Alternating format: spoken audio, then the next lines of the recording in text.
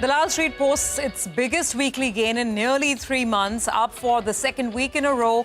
IT and PSU stocks gained the most. Midcaps have outperformed the blue chips this week.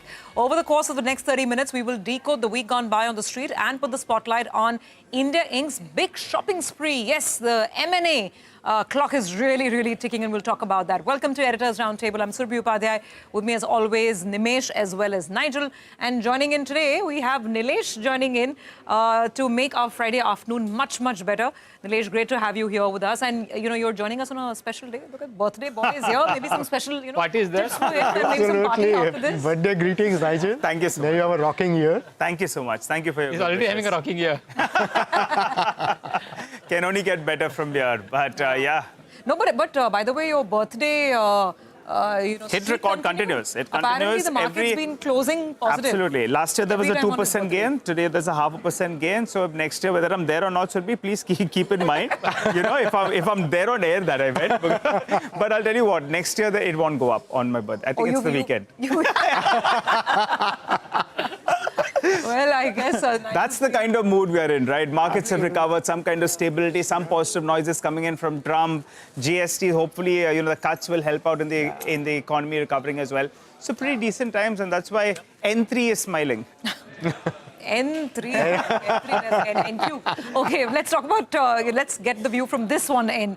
Nilesh, how are you feeling about the market, given kind of changes, GST, the way, prices have started moving again, at least slightly? Yeah, no, absolutely. I mean, the news in the last few days have been at least very comforting, especially with what we have gone through for so many weeks and so many months. I think in that context, clearly the news flow has been positive, and at least it's at least cheered us up a bit. It's lifted the sentiment, it's cheered us up, especially, of course, the GST thing. GST coming in actually has been really, truly not just a face-saving, but a huge game-changing event. And I think that's something which is definitely worth celebrating. So Nilesh, is that going to push your focus towards consumption theme? I mean, from capex to consumption broadly, because that's been the big talking point as well in the market. That now look at consumption, because that's where the government focus also seems to be. Is that a logical thing to do? No, absolutely. I think consumption is coming out of a very, a phase of underperformance, or a phase of not going anywhere. They've been having challenges of growth, challenges of margins. And that's obviously led to derating. And there have been many other brighter spots in the market over the last few years, whether it's cap goods, capex, defense, aerospace, whatever you name them. I think it's clearly been more about that. So I think versus that, clearly consumption, I think, is set to kind of now get back onto its outperformance mode. With the GST cut, with the tax breaks that we got in the budget, lower interest rates, more liquidity. I think a combination of all of that. I think everything seems to be auguring really well for consumption. Absolutely. Actually, speaking of consumption, let me just quickly put the stats of the week in perspective and put it out there. So for the week, like we've been saying, the Nifty is up about 1.5%. But the broader indices have done even better. If you're looking at the mid-cap index, 2% higher. Even the small-cap index, 1.9%, close to 2% higher. So the broader market and individual stocks have done a lot more. The leadership sectors, interestingly, have been IT and defense. The defense index, can you imagine, is up over 7% this week. And the bulk of that gain actually came in on Friday. But it's been building for a while with this 15-year defense roadmap that was laid out by the government earlier in the week.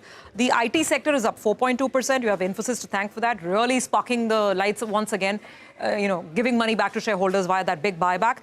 The PSU bank index is up about 3%. CPSE overall is up about 2.5%. Metals have done well, 2.5% up on metals. And in fact, there's been some profit taking in consumer durables, and relatively FMCG is a bit quieter. After the big run-up, throughout August, building up to the GST cuts, there was some profit taking on those stocks. Now, very quickly, the factors at play, we all know it's all eyes on the progress of trade negotiations, because those tweets and those posts have come in and they sound really reassuring. But we need to move forward on, figuring out when the tariff number will come down from 50%. So that's number one. Flows are not a problem for the market, the local flow number. Remember that this week we got the mutual fund number. It's 20% lower than July, but at 33,400 crores, it's not a bad number at all. SIPs are steady.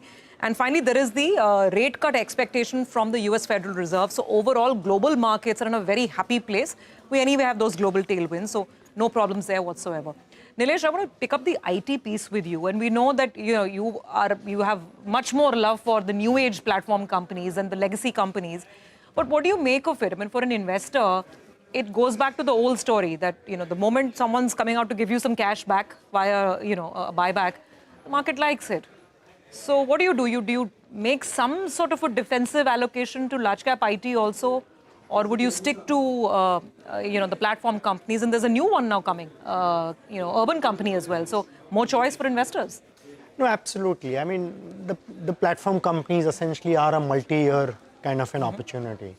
I'd probably say the platform companies are where the IT services sector was in the 90s, which was the early years of the IT services, and they basically registered whatever, hyper growth for, probably a period as long as a decade. Yeah. I think platform companies are in a similar situation, if not hyper growth, but maybe 20 to 40% growth, quite possible. Versus that, the IT services companies, the large cap IT services companies now are pretty much consigned to a single digit growth rate. Buyback or no buyback, I don't think it changes the growth prospects. It's good that they're basically giving back the surplus money back to investors and the shareholders, because if you think you have surplus money, you ought to give it back to shareholders. That's at least a good thing from a governance and a capital allocation point of view. But does it change the business outlook? I don't think it changes the business outlook. I think the business outlook will change materially when some of them will actually start implementing AI solutions for their enterprise customers. When they develop agentic AI tools and start implementing those solutions. Which all of them are actually talking about. Yes, Surabhi, yes. They're not right now giving a value or a number to it in their quarterly calls. Because I think A, it's not material enough yet. And two, they don't know how they're going to price that. Earlier, it was all very linear. I'm going to put so many people are required in this project. I'm going to charge you this. Bill you X number of hours. Yes. Now it's going to be outcome driven. Now, how do you measure those outcomes and all that? I think still is kind of at a very early stage. Sure. So I think buyback, great. But I'm not sure if it's good enough to move the needle in terms of business growth. Sure. Nilesh spoke about the platform businesses. One of your investing company, so to speak, had a bit of a roadblock in that sense. Car trade ended almost 20% lower. I know valuation is a bit of a challenge for that company, but what's your sense? There was just one sell note, and that led to a bit of a correction there. But broadly, are you convinced about the story, about the valuations as well? Oh, absolutely. I still think it's a great growth story. I mean, and that too for the next many, many years. I still think it's at a very early stage. What is the moat for car trade to do well? No, I think the fact that it still basically attracts so many people to come onto the platform to check out basically car options, to check out used cars. I think these are some of the kind of modes which it has, and nobody else has been able to do it so well enough. Okay. In addition to that, obviously over the last 1 year, the big trigger has been the OLX acquisition. Yeah. That's obviously been a game changer for them. Just keep in mind that the stock is kind of up 3x in less than a year. True. Okay, so to that extent, you just needed some trigger, which would kind of come in and start a bit of that correction. Sure. And I think it's healthy. I think when you have corrections in these kind of situations, it's always healthy. I mean, you have one big correction, but that becomes the base or the foundation for probably the next uptrend. So I think we continue to be very, very constructive. Nilesh, besides the entire platform, trade that's going on, as you said, that OLX acquisition that they did, both, car trade and the other one I was looking at is delivery. They went ahead and they picked up the smaller peer, which in turn helped them expand their market share itself. Yes. And that's another factor that's played out in both these two stocks. After doing not much, in the last 1 year, they've been big outperformers. Yes. That said, well, let's focus on Deal Street. And Nimesh, on a day-to-day basis, tells us more about that. But India Inc. has gone on a shopping spree, with 100 outbound deals worth around $11.5 billion getting sealed just in the first 8 months of 2025. Absolutely, Nigel. Tell us more, Nimesh. Give us the numbers. I'll go to the wall and talk about more, but I guess what we've not done, as you, me, and even Nilesh not going out and shopping, India Inc. has done for sure. So let me go to the wall and explain what they're up to. So, as I said, India Inc. has been on an acquisition spree in 2025 as well. So that's what the whole number will show up for you. In the first 8 months of 2025, we've seen outbound deals of nearly 100 deals, and that value is nearly $11.5 billion. That's the kind of acquisition the Indian companies have done going abroad. Essentially, this has been done to accelerate India's play in the global supply chain. The targets have been largely to plug that gap. Now, look at the first big size of deals. The latest has been the Tega Industries. They announced a large $1.5 billion deal acquiring Molycorp, which is a Latin American company, That's a $1.5 billion. Tata Motors very recently announced an acquisition of an Italian company for 3.8 billion euros. So that again was a large deal. And Sudarshan Chemical this year closed the very large 127 million euro deal. And by virtue of this, they will become the second largest players in the pigment business globally. So that's the kind of global reach these companies will have. But if you look at the 2025 list, it's across sectors. Big names have done acquisitions. Wipro is in an acquisition of $375 million.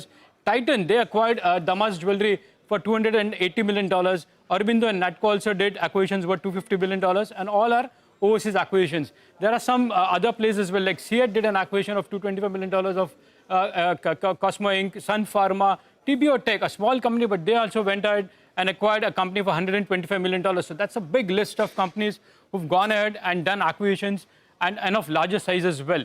What are bankers saying? The bankers are seeing this as a lot of mid-sized companies are now in the market and they're doing a lot of cross-border deals. And one of the reasons for that is the buoyant domestic market. That's been the key reason why they've been able to raise money and acquire assets globally. So the money pushes now with the Indian companies to go out and put out big checks.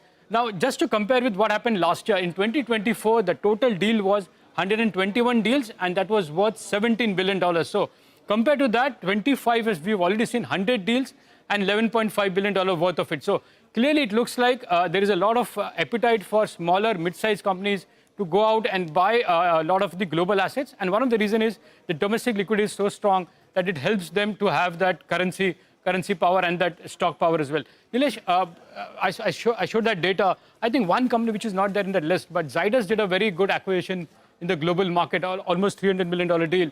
You own that company. What's your sense? Generally, you as an investor get excited when they do a meaningful overseas acquisition?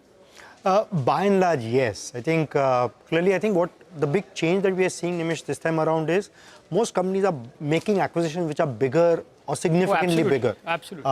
And which can actually make a huge impact. Yeah. It's something which can add another layer of growth for these companies for a very long period of time, especially if it's in a very interesting category. Like, say, Zydus Wellness, which we own, I think it's a very interesting acquisition.